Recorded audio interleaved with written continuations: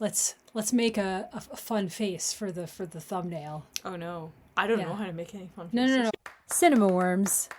Discussing everything from Grima Wormtongue to the Shy Halud. I'm Sabib. And I'm Linz. And this is Cinema Worms Podcast. Okay, so we're going to be talking about 28 Days Later, the Bone Temple. The Bone Temple. Which is, I mean, Temple of Bones. I don't Bones. actually don't think it was a temple Mm. because there was no roof. Okay. But anyway, my quibbles aside, 28 days... 8 years later, the Bone Temple. What's time? This is a hotly anticipated sequel to the latest installment in the universe, the 28 years later, which, if you recall, the whole universe goes 28 days later, 28 weeks later, 28 years later, and now 28 years later, the Bone Temple. And I petition for a final part, which is called 28 centuries later, where because we need that zombies in space. I beg of thee, please make it. And check out our previous video in which we cover all three of those films. We did. We saw them in a big special at Cineworld. Shout out to Cineworld. Even though we practically live there, you won't give us discounts and you won't promote our podcast. You won't sponsor us. I don't know why. We're cool. So directed by Nia DaCosta, who directed 2023's The Marvels and the remake of Candyman in 2021. I did not see that. It looked a bit spooky. I don't like horror films that do things with mirrors. They unsettle me. I will see a lot of other things, but I'm like... No wonder we don't have any mirrors in the house. How suspicious. We do. I just don't like them. And hence why my whole PhD is anyway. And this one, Bone Temple, it was written by Alex Garland. He wrote some of the better prior films in the 28 Days universe. Definitely the better ones. So now this one, Bone Temple, is the middle of an intended trilogy, right? So there's another one coming. Excuse me for misquoting the Great British Bake Off here, but you're always wary that with the middle of a trilogy, it might be a saggy middle with a soggy bottom. Luckily, DaCosta, in my opinion, delivers a pretty fantastic movie. It was shot back to back with 28 years later. I don't know if the third one might have been as well. Interesting. Hence the really short wait between them. I think we're used at this point to having to wait multiple years to see a sequel or something in a trilogy come out, and we didn't have to do that. So it's really exciting that we're actually getting these, and because it means that we don't forget. Although I did go and see the first one before in a double bill, but it hadn't felt like a really long time since we saw that first one. So let's do a little bit of plot before we get into it. So this is presuming that if you're watching this, you've seen 28 years later and you kind of know, but just to refresh you, young Spike, played by Alfie Williams, has been picked up by the Jimmy Savile-esque. If you are not British, you can Google it, but I'm sorry about what you're going to find. It's not nice. Sir Lord Jimmy Crystal. You don't see a lot of Sir Lords around, but it's good to have two titles. Played by Jack O'Connell in maybe his most menacing role yet.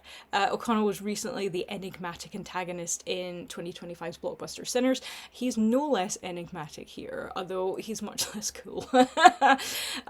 Jimmy Crystal rules a gang called the Fingers. And to become a finger, one must fight an existing finger to the death and win. I wanted to make a thumb war joke about this, but really, it's a very serious thing. That is not the only trauma that a finger must endure, because Jimmy not only likes to kill infected, which is pretty normal, given that they're zombies trying to eat everybody, but he also likes to torture humans as well. Not great. You may remember the infected body hanging from the house that Spike comes across with his dad on his first foray out in the 20 years later film. This is obviously the work of this gang, this fist gang. So poor Spike, being a child and being pretty unused to torture or killing people, especially non-infected people, is going to have a really rough time with all of this. At least one of the Jimmys, Jimmy Inc., played by Erin Kellyman, who you might recognise from just a variety of TV and film roles, but probably best is Carly Morgenthau on the Disney Marvel show The Falcon and the Winter Soldier. Jimmy Inc. is maybe a touch more sympathetic to Spike's plight than the others. That is a pretty low bar. And the other part of the plot going on is Dr. Ian Kelson, played by Ray Fiennes, who we met in 20 Years Later. He is, I have just written interacting, because I couldn't find a spoiler-free way of summing up everything he does in this film, with Samsung the Alpha, who is played by, is it Chi or Kai? Lewis Perry. I don't know. Who is, you will probably recognise from I Never Saw Craven the Hunter. If you were one of a dozen people who saw that, maybe you saw that, but you probably recognise him from 2024's Gladiator sequel as well. I had a pretty good time in this film. I'd like to know what you think. Yeah, me too. Yeah? Yeah, what did you like about it? I mean, a lot. It felt like we were getting to, not even like an A and a B plot, but two really, really strong plots. You know, it was really tough watching Spike, who is still a child, really struggle with the power dynamics and the ruthless brutality that he's expected to kind of mete out to just random people. Remember, this is a kid who's been brought up in a village full of humans, and they've created a community, they've helped each other. He's not used to seeing people, you know, there didn't seem to be any kind of capital punishment in the village. He's not used to seeing humans torture each other. The death and stuff is usually kind of relegated to the infected. He is not ready for this. And it's a sense that, like, you know, at the end of 20 Years Later, he strikes out on his own, and he seems to think he knows what the world is, but actually, people are often the monsters, you know, and that's, yeah. He's really finding that out for the first time, and you see just stricken by this realization. The other thing I really liked is Ian Kelson, who obviously we get a pretty good sense of in 20 Years Later. And he's having just a really fun, quite a funny sometimes subplot. There's a lot of 80s music going on that it allowed us a bit of relief from the brutality of what's going on with Spike. We got to have some moments where the audience genuinely burst into laughter, and we were all kind of having a good time. And it's nice to have that kind of contrast. But it felt like very much like almost two A plots. What do you think? I think if you're a fan of the 28 days, weeks, years later franchise, you will really enjoy this film. It absolutely was.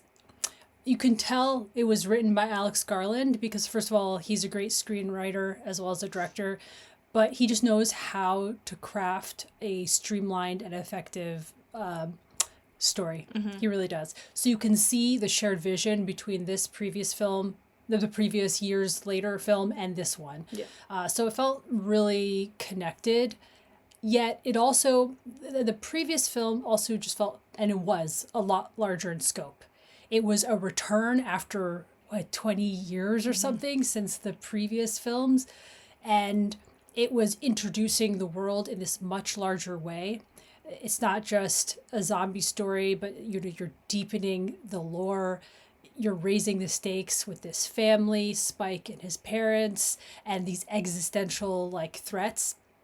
And this story, it's not that inspired return, but it's this exciting next installment that's on a smaller scale, but it still really works.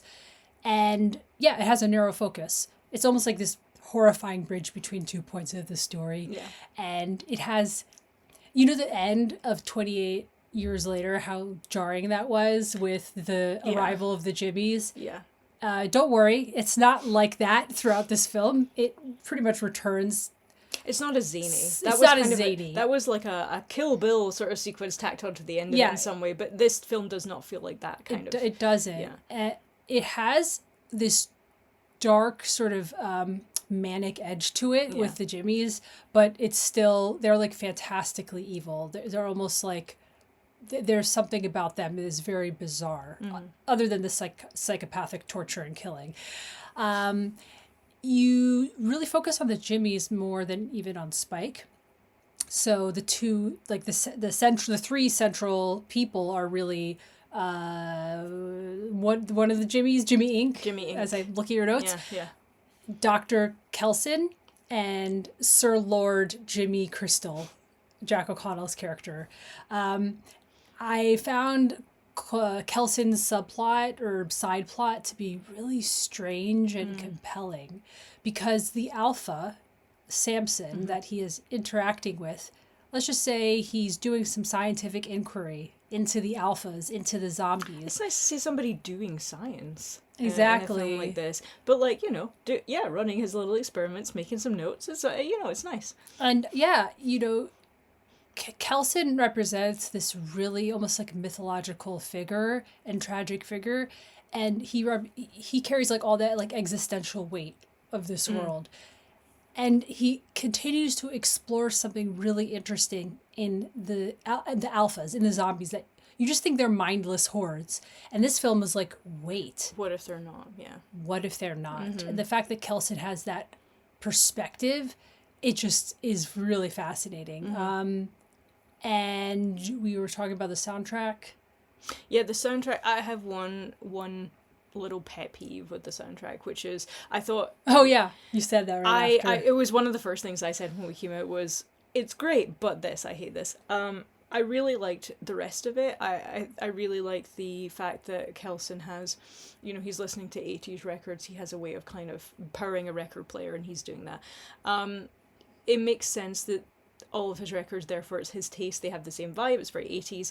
But then I feel like there's just a Radiohead dropped in there somewhere, and it's quite a famous one, and it kind of made me go, oh, I hate this. I don't think it should have... I understand why they put it in, but I wish it hadn't been that Radiohead song. I also don't know that I needed any Radiohead in this. It felt like Specifically, why was there that one Radiohead song? I just don't... For the rest...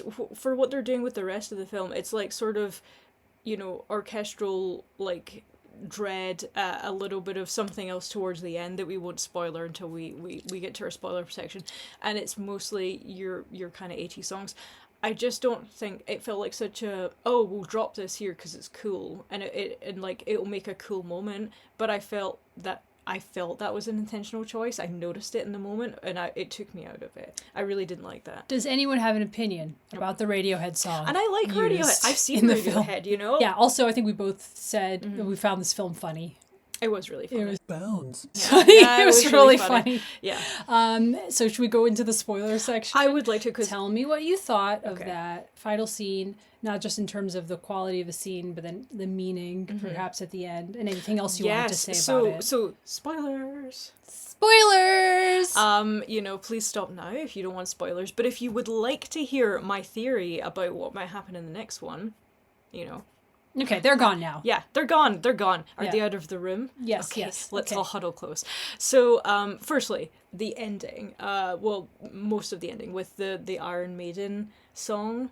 It was Iron Maiden, wasn't it? And that was pretty awesome. I really liked that. I thought that was fantastic. But okay, here's my theory.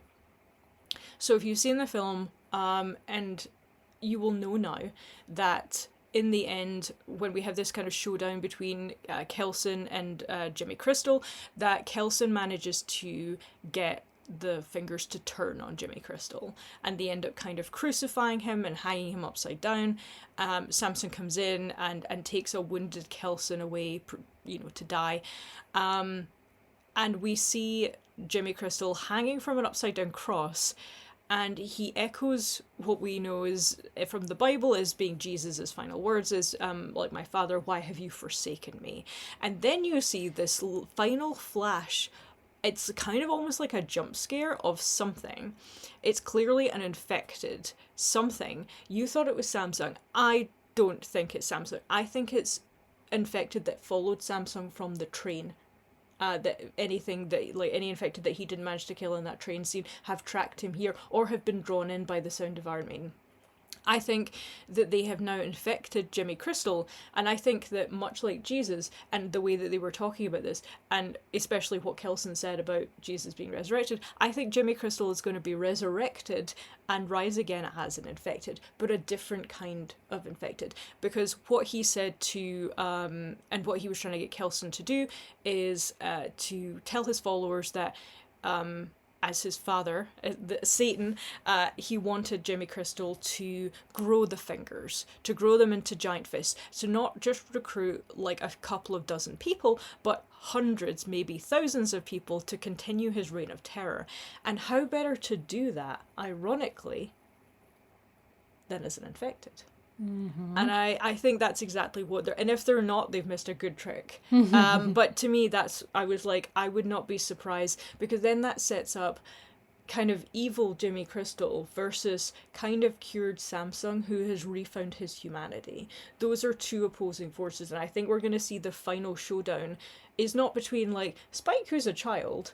You know, he can't go toe-to-toe with an adult, particularly a crazed adult infected, but Samsung could. And I think are we going to see, like, Samsung maybe showing his humanity? Samsung or Samsung? Samson. Ah, your accent. You have an accent. Water bottle. Pronounce the T's. Oh, Americans. So I'm sorry, go ahead. I think we're going to see Samson maybe even sacrifice himself for his baby. That would be the most human thing that he could do, is to baby? Who's baby? The baby, the alpha baby. Remember? Alpha baby? They infected the baby. That was his baby. What are you talking about? Okay, remember 28 years later, the woman who gave birth to the baby? But the baby was fine. Yeah, but they know it's infected. I think they're going to set up a situation where there's going to be some danger to the baby, and Samsung will protect it. I think that's what they're going for, in my view, because that would be, like, the most human thing you could do, is to, you know, they would say, like, is to protect yourself for someone you love. Okay, so now we're going back to the 28 years later film and bringing out threads from that, like the baby. But I do think the most important thing here is that Jimmy... island. I think Jimmy Crystal is going to get resurrected. Sure, I like that. I didn't think that, but that would be interesting and cool. So I hope that's what happens. What do I get if I win? A kiss. You say that every time, and I'm always so happy about it. Hooray! I win so many. Yay. Okay, one last thing. Okay. Hello, what's his face? Appeared at the end. Yes, Cillian Murphy. Yes. Who obviously, as we know, was in 28 Days Later, who was in the very film that started this whole franchise. He is surprise cameo. He is there teaching his daughter. He has a daughter. He had with Selena, and you know, he manages to see Spike and Jimmy Inc., who's actually called Kelly, which made me laugh because, of course, in the actor in real life is called Kelly Man, so it made me laugh that she was like, my name's Kelly. I was like, yes, it is. That's funny. So they're all coming together, and that's going to be interesting to see, because Aaron Taylor Johnson, who plays Spike's dad, is maybe not the best dad. Cillian Murphy appears to be a pretty good dad. But did you think it was... Okay, so obviously you, as an American, you got a different education growing up about the world wars and the rise of those particular things. Did you think it was interesting? Or do you know enough about the Weimar Republic? It's a really specific question. I have no opinion about him mentioning the Weimar Republic. Well, the thing that he was talking about at the end to his daughter was... after the end of World War I, Germany was forced to pay such huge reparations that stoked further violence later on down the line. And I thought that was really interesting, because I was like, what is the point of this specifically? It's not just to show us that Cillian Murphy knows some history, although I'm sure he does, but what kind of larger ramifications in the film? Alex Garland is literally telling us something. Is it that we have been fighting the infected rather than trying to help them? Is it that, like, by, you know, killing them, something else, like, what's going on here? What hurt has been inflicted already, and what bigger problem is that causing?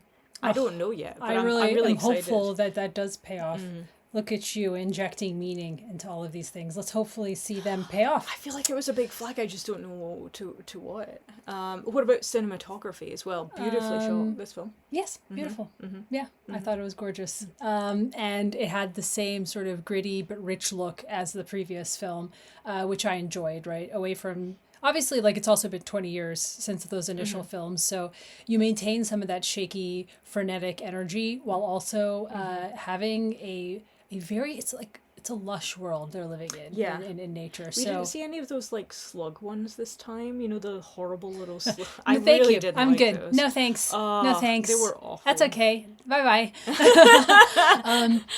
Goes up the tree. No, thank you. We recommend The Bone Temple. Yes. Definitely. Please let us know your thoughts. Let's read The Bone Forest. It was dark AF and violent and funny and just bizarre. Yeah, it definitely worth seeing. And if you can catch the double bill of it, like I would recommend doing that. It's a pretty fun time. I only know how to open my mouth. Okay, wait. I think that covers it. Yeah. Great.